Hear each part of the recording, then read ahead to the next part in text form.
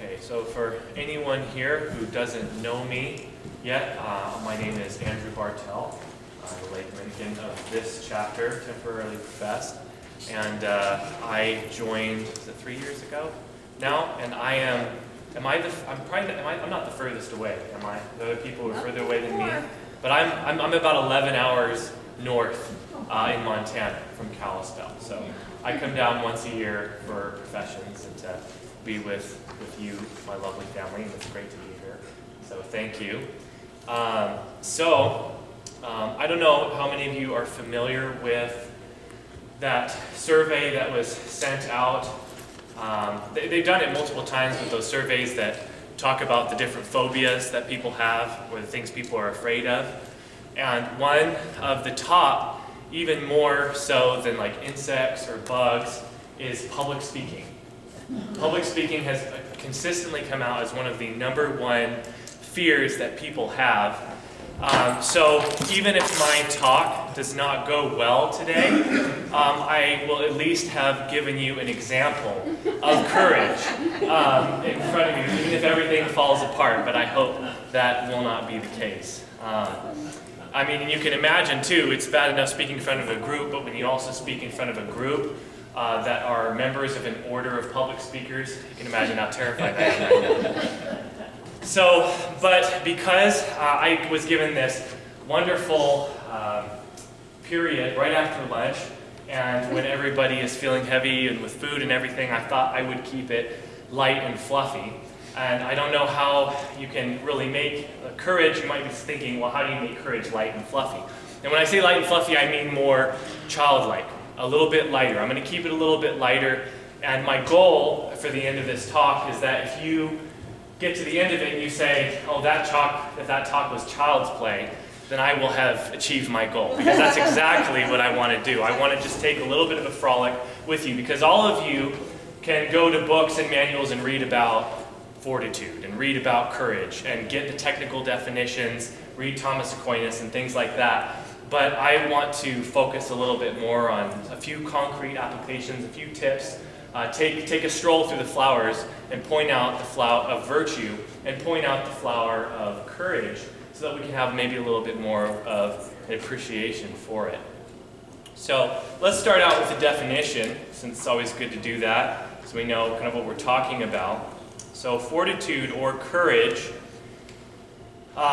is a certain moral strength and courage, and it is the virtue by which one meets and sustains dangers and difficulties, even death itself, and it never through fear of these is deterred from the pursuit of good, which reason dictates. So let me go ahead and say that again so we kind of have a grasp of that. So fortitude is a certain moral strength and courage, and is a virtue by which one meets and sustains dangers and difficulties, even death itself, and never through fear of these is deterred from the pursuit of good, which reason dictates. So as temperance and its virtues remove from the will hindrances to the rational good arising from sensuous pleasure, for example, fortitude removes those obstacles arising from the difficulty of doing what reason requires.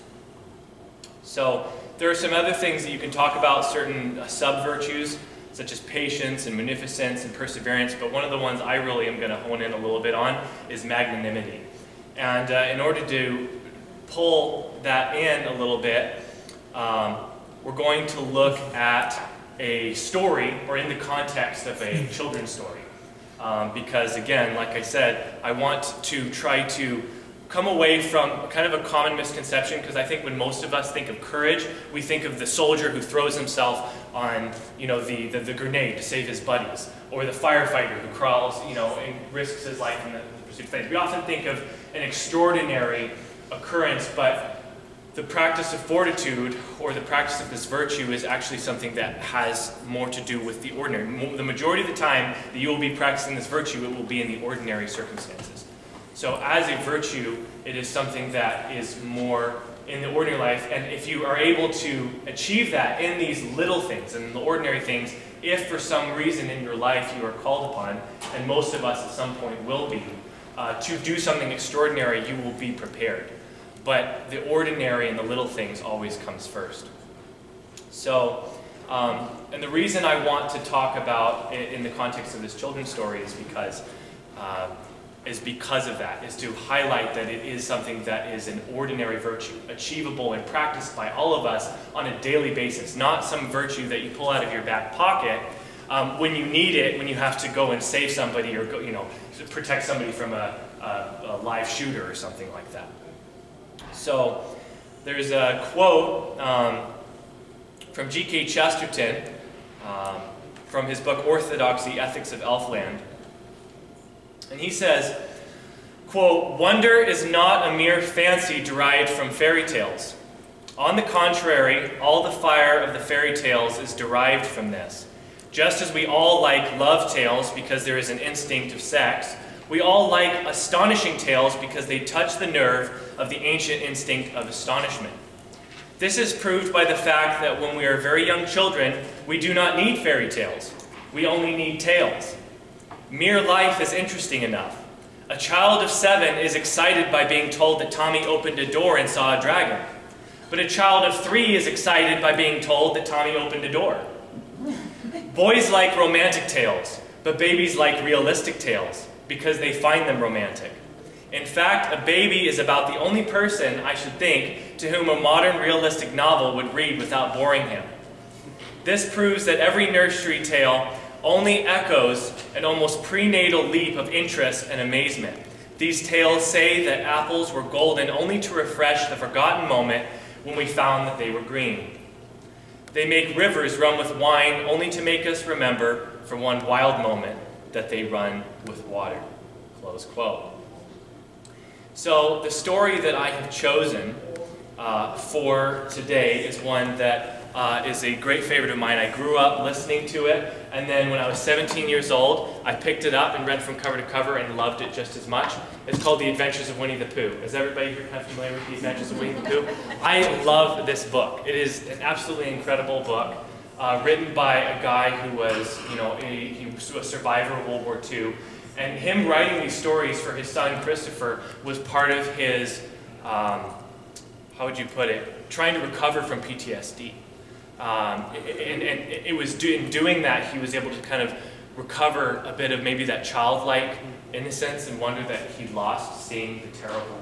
And there's some great movies that have been made recently about this. I don't know if it was Goodbye Christopher Robin or something like that. Somebody made it and showed a little bit of his background. I highly recommend watching those. So we're going to read a little short one. So like I said, I wanted to keep it light and fluffy. So we're going to talk about, I'm going to read to you, Piglet is entirely surrounded by water. All right, you ready for this? Yeah. All right. Do it. It rained and it rained and it rained. Piglet told himself that never in all his life, and he was goodness knows how old, 3 was it, or 4? Never had he seen so much rain. Days and days and days.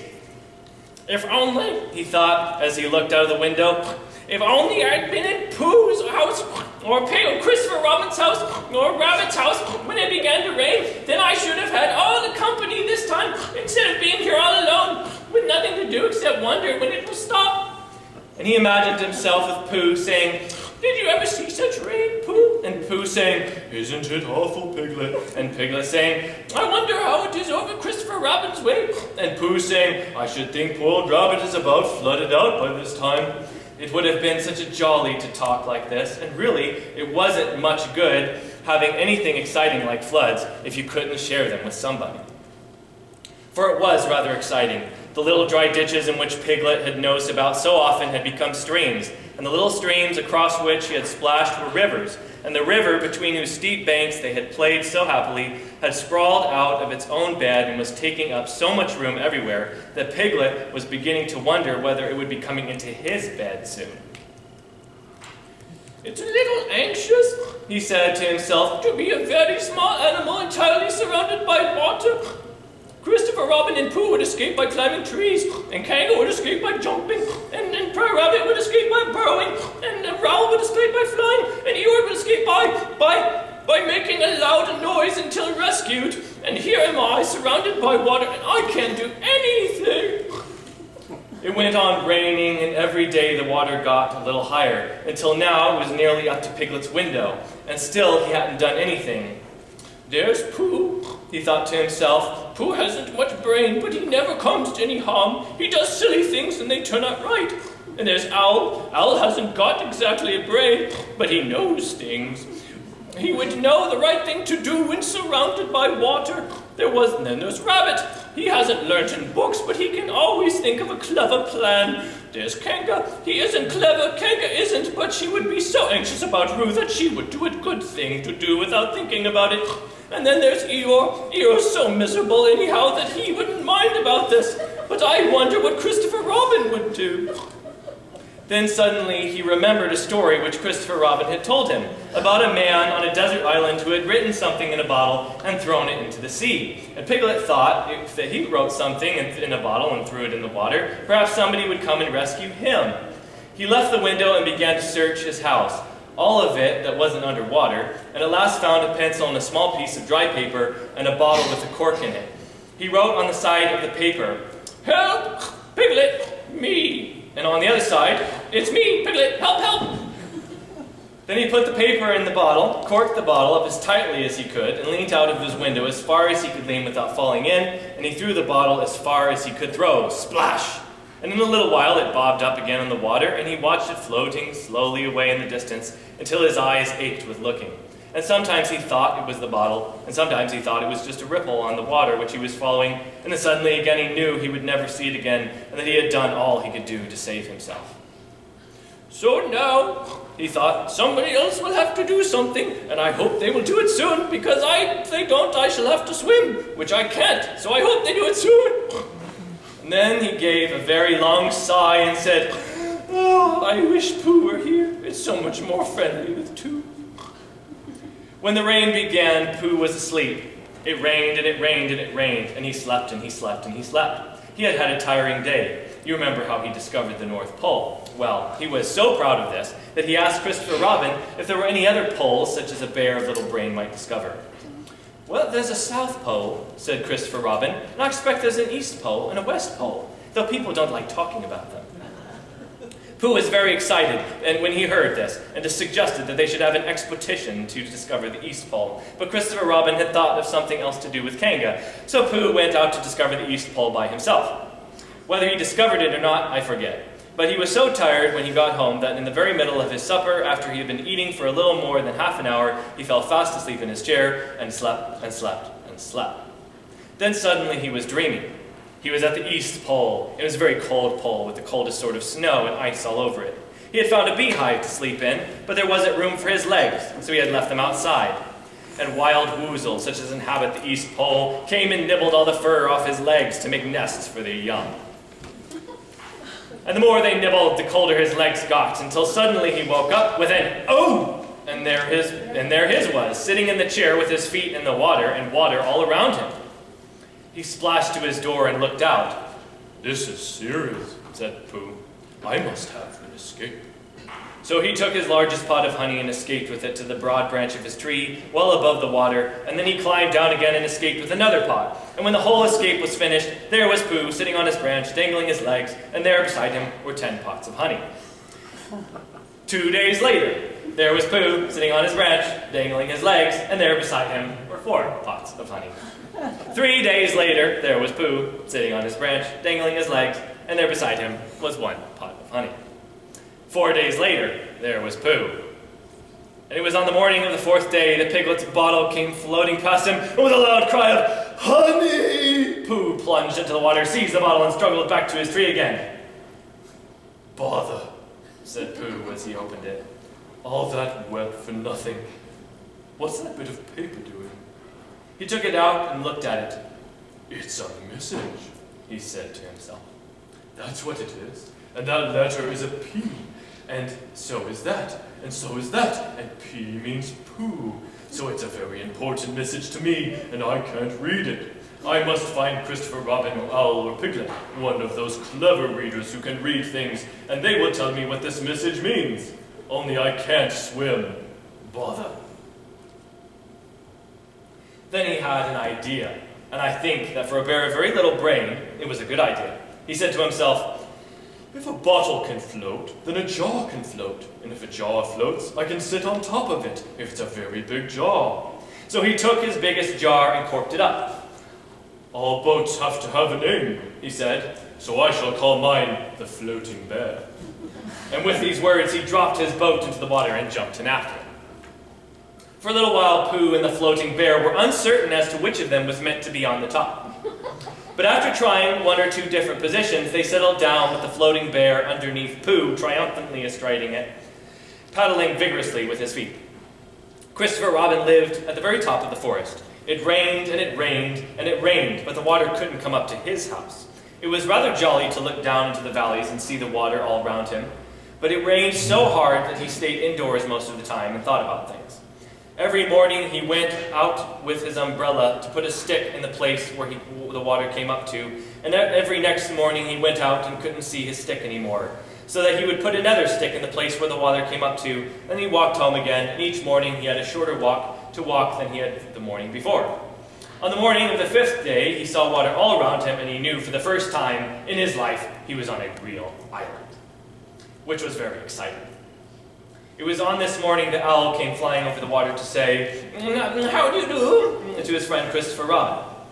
"I say, Owl," said Christopher Robin, "isn't this fun? I'm on an island." "The atmospheric conditions have been very unfavorable lately," said Owl. "The what?" "It has been raining," explained Owl. "Yes," said Christopher Robin, "it has." "The flood level has reached an unprecedented height." "The who?" "There's a lot of water about," explained Owl. "Yes," said Christopher Robin, "there is. However, the prospects are rapidly becoming favorable. At any moment..." "Have you seen Pooh?" "No." "At any moment..." "I hope he's all right," said Christopher Robin. "I've been wondering about him. I expect Piglet's with him. Do you think they're all right, Owl?" "I expect so. You'll see at any moment." "Do go and see, Owl, because Pooh hasn't got very much brain, and he might do something silly, and I do love him so. Owl, do you see, Owl?" "That's right," said Owl. "I'll go. Back directly," and he flew off. In a little while, he was back again. "Pooh isn't there," he said. "Not there?" "He's been there. He's been sitting on a branch outside his tree, outside his house, with 9 pots of honey. But he isn't there now." "Oh, Pooh," cried Christopher Robin, "where are you?" "Here I am," said a growly voice behind him. "Pooh!" They rushed into each other's arms. "How did you get here, Pooh?" asked Christopher Robin when he was ready to talk again. "On my boat," said Pooh proudly. "I had a very important message sent me in a bottle, and owing to having got some water in my eyes, I couldn't read it, so I brought it to you. On my boat." With these proud words, he gave Christopher Robin the message. "But it's from Piglet!" cried Christopher Robin when he had read it. "Isn't there anything about Pooh in it?" asked Bear, looking over his shoulder. Christopher Robin read the message aloud. "Oh, those peas were piglets? I thought they were Poohs." "We must rescue him at once. I thought he was with you, Pooh. Owl, could you rescue him on your back?" "I don't think so," said Owl after grave thought. "It is doubtful if the necessary dorsal muscles..." "Then would you fly to him at once and tell him that rescue is coming? And Pooh, I will think of a rescue plan and come as quick as ever we can." "Oh, don't talk, Owl. Go on quick." And still thinking of something to say, Owl flew off. "Now then, Pooh," said Christopher Robin, "where's your boat?" "I ought to say," explained Pooh as they walked to the shore of the island, "that it isn't just an ordinary sort of boat. Sometimes it's a boat, and sometimes it's more of an accident. It all depends." "Depends on what?" "On whether I'm on the top of it or underneath it." "Oh, well, where is it?" "There," said Pooh, pointing proudly to the Floating Bear. It wasn't what Christopher Robin expected. The more he looked at it, the more he thought what a brave and clever bear Pooh was. And the more Christopher Robin thought this, the more Pooh looked modestly down his nose and tried to pretend he wasn't. "But it's too small for the 2 of us," said Christopher Robin sadly. 3 of us with Piglet." "That makes it smaller still. Oh, Pooh Bear, what shall we do?" And then this bear, Pooh Bear, Winnie the Pooh, F.O.P., friend of Piglet's, R.C., Rabbit's companion, P.D., Pole discovered, EC and TF, Eeyore's comforter and tail finder. In fact, Pooh himself said something so clever that Christopher Robin could only look at him with his mouth open and eyes staring, wondering if this was really the bear of very little brain whom he had known and loved so long. "We might go in your umbrella," said Pooh. "We might go in your umbrella. We might go in your umbrella." For suddenly Christopher Robin saw that they might. He opened his umbrella and put it point downwards in the water. It floated but wobbled. Pooh got in. He was just beginning to say that it was all right now when he found it wasn't. So after a short drink, which he didn't really want, he waded back to Christopher Robin. Then they both got in together and it wobbled no longer.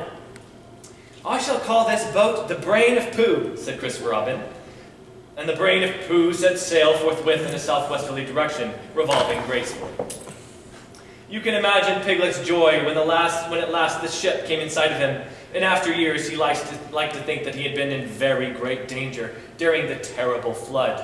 But the only danger he had been in was the last half hour of his imprisonment, when Owl, who had just flown up, sat on a branch of his tree to comfort him, and told him a very long story about an aunt who had once laid a seagull's egg by mistake, and the story went on, rather like this sentence, until Piglet, who was listening out of the window without much hope, went to sleep quietly and naturally, slipping slowly out of the window towards the water until he was only hanging on by his toes. At which moment, luckily, a suddenly loud squawk from Owl, which was really part of the story, being what his aunt said, woke up the piglet up and gave him time just enough to jerk himself back into safety and say, "How interesting did he?" Well, you can imagine his joy when at last he saw the good ship Brain of Pooh, Captain C. Robin, First Mate P. Bear, coming over the sea to rescue him. And as that is really the end of the story, and I am very tired after that last sentence, I think I shall stop there.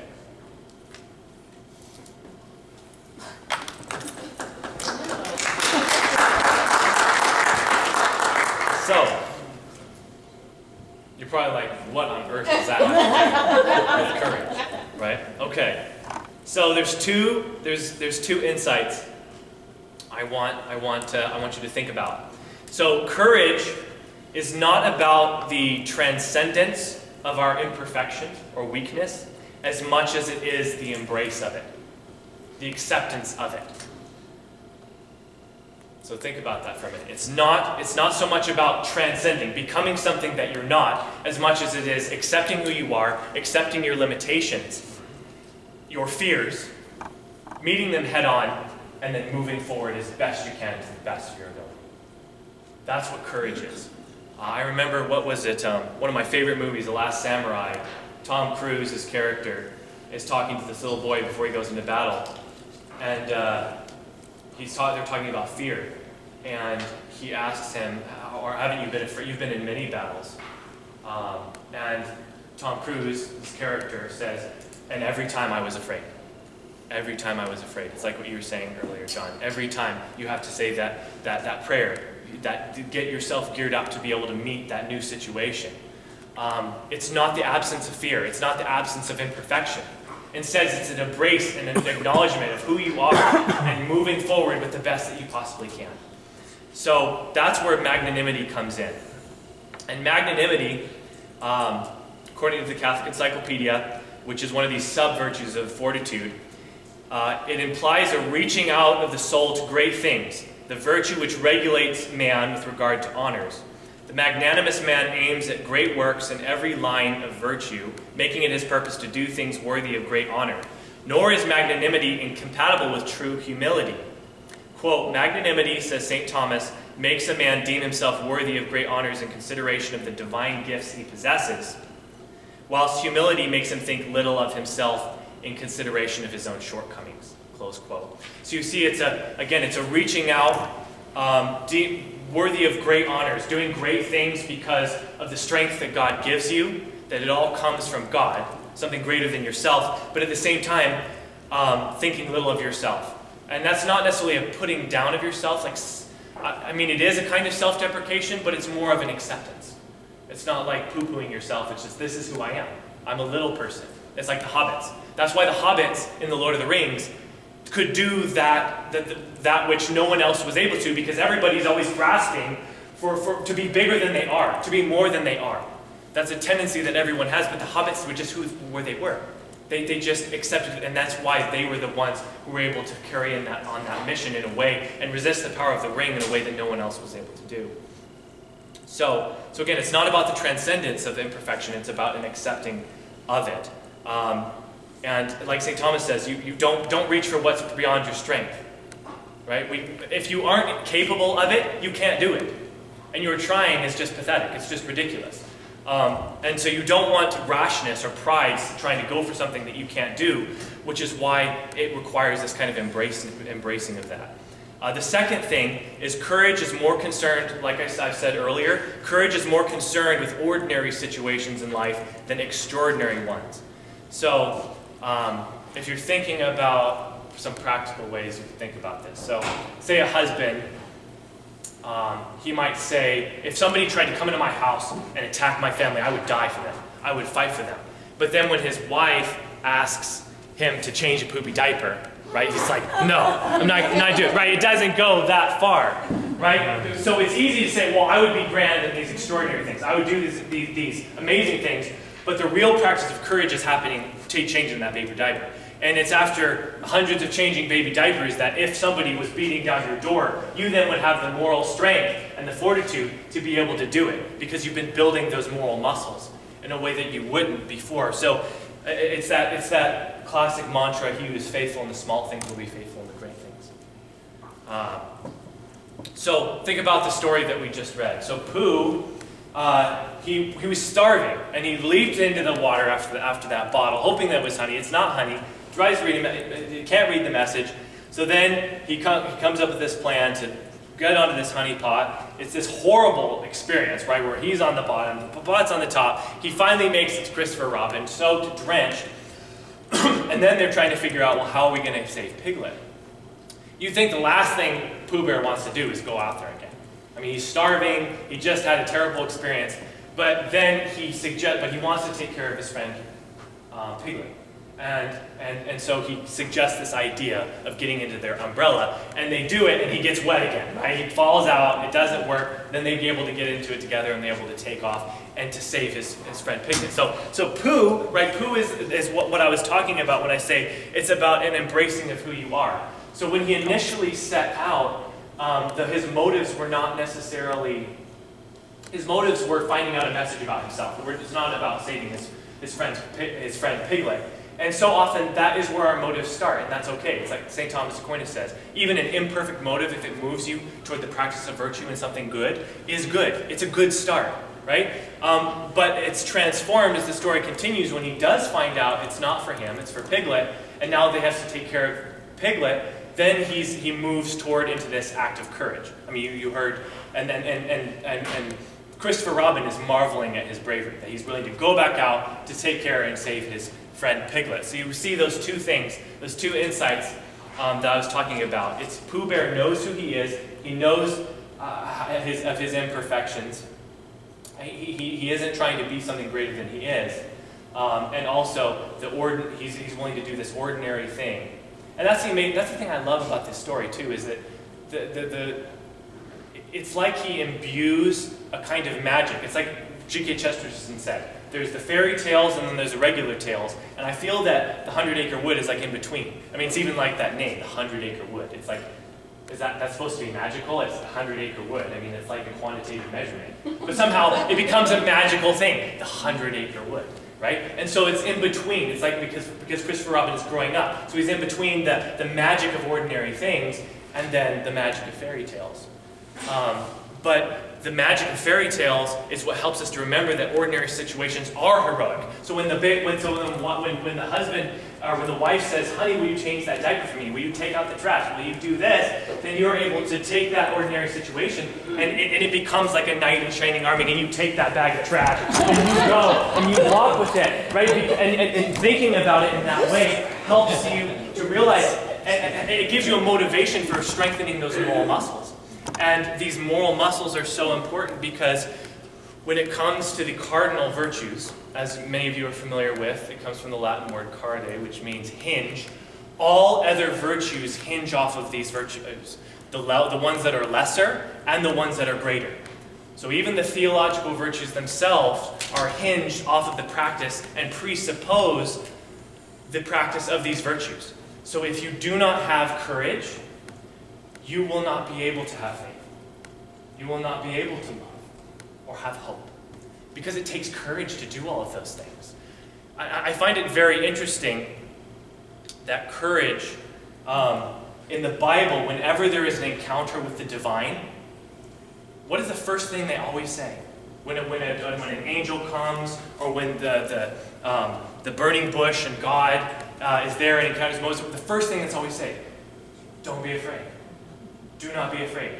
Because if you can't let go of that fear, you're never going to be able to have a relationship with God. Fear is the barrier between us and God. It takes courage. The leap of faith, right? Leap of faith. That leap is the courage part. To be able to trust someone and with hope. To trust that Christ is actually going to be that he is who he claims to be. That he's going to be faithful to his promises. That requires an act of courage. And then, of course, love, which is the greatest and most supreme act of all, laying down of one's will. The laying down of one's ego, that's the greatest act of courage of all. And I want to end with just the example. I thought it was perfect that we prayed the first joyful mystery, the Annunciation, because you see this play out in this moment with the Blessed Virgin Mary, where the angel comes to her and says, don't be afraid, Mary. Don't be afraid. God has this plan in store for you. And this is what he wants of you.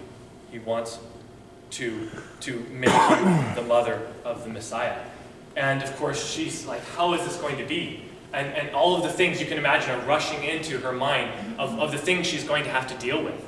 The stares, the people who are going to wonder about, why is Mary pregnant? She's this consecrated virgin. Her fellow consecrated virgins of the temple.